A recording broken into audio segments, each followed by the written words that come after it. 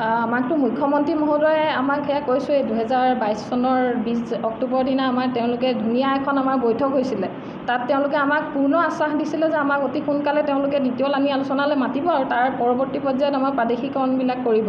কিন্তু তাৰ পাছতে তেওঁ আমাক লগ দিয়া নাই আৰু CM ছাৰে আমাক তাৰ সেই 2022 চনৰ 20 অক্টোবৰৰ পৰা তেওঁ মানে বিভিন্ন অজুহাত দেখুৱাই তেওঁ আমাক লগ দিয়া নাই। এতিয়ালৈকে তেওঁ আমাক নকৰোঁ বুলি কোৱা নাই, কিন্তু তাৰ পাছৰ পৰ্যায়ত আমাক এডুকেশ্যন মিনিষ্টাৰ ছাৰে আমি গ'লে বাৰেপতি কয় যে আপোনালোকে বন্ধ কৰক, আপোনালোকে স্কুলবিলাক আৰু নহ'ব, প্ৰাইভেট কৰি পেলাওক। কিন্তু সেইটো ক'বলৈ সহজ, আমাৰ এতিয়া স্কুলবিলাক এনেকুৱা জেগাত প্ৰতিষ্ঠিত, বহুত মানে ভিতৰুৱা অঞ্চলত প্ৰতিষ্ঠিত। গতিকে সেই ভিতৰুৱা অঞ্চলবিলাকত আমি প্ৰাইভেট স্কুল চলোৱাটো একেবাৰে অসম্ভৱ কথা। গতিকে তেনেকুৱা ধৰণৰ কথা। CM ছাৰে কিন্তু আমাক নকৰোঁ বুলি কোৱা নাই।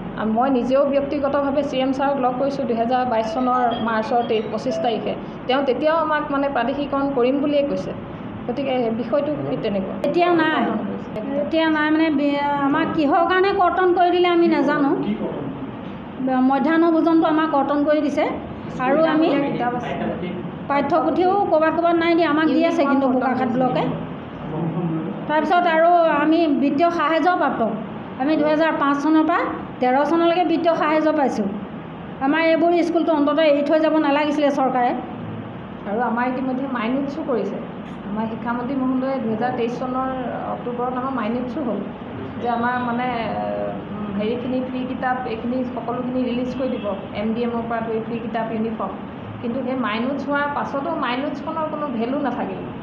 মাইনোটছখনৰ আমাকতো মুখ্যমন্ত্ৰী মহোদয়ে আমাক সেয়া কৈছোঁ 2022 চনৰ 20 অক্টোবৰ দিনা আমাৰ তেওঁলোকে ধুনীয়া এখন আমাৰ বৈঠক হৈছিলে।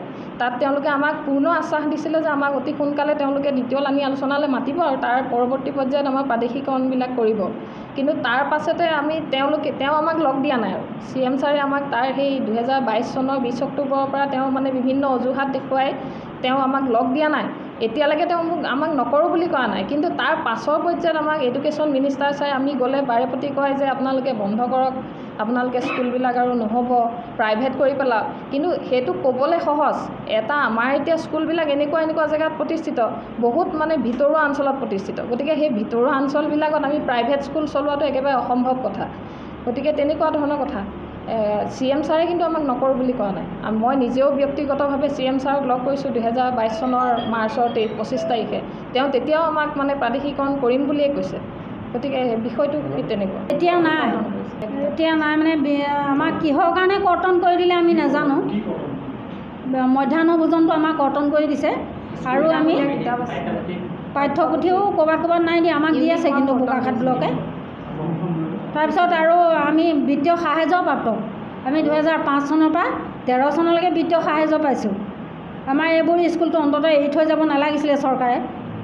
আৰু আমাৰ ইতিমধ্যে মাইনোটছো কৰিছে। আমাৰ শিক্ষামন্ত্ৰী মহোদয়ে 2023 চনৰ অক্টোবৰত আমাৰ মাইনোটছো হ'ল যে আমাৰ মানে হেৰিখিনি ফ্ৰী কিতাপ এইখিনি সকলোখিনি ৰিলিজ কৰি দিব, MDMৰ পৰা ধৰি ফ্ৰী কিতাপ, ইউনিফৰ্ম। কিন্তু সেই মাইনোটছ হোৱাৰ পাছতো মাইনোটছখনৰ কোনো ভেলু নাথাকিল।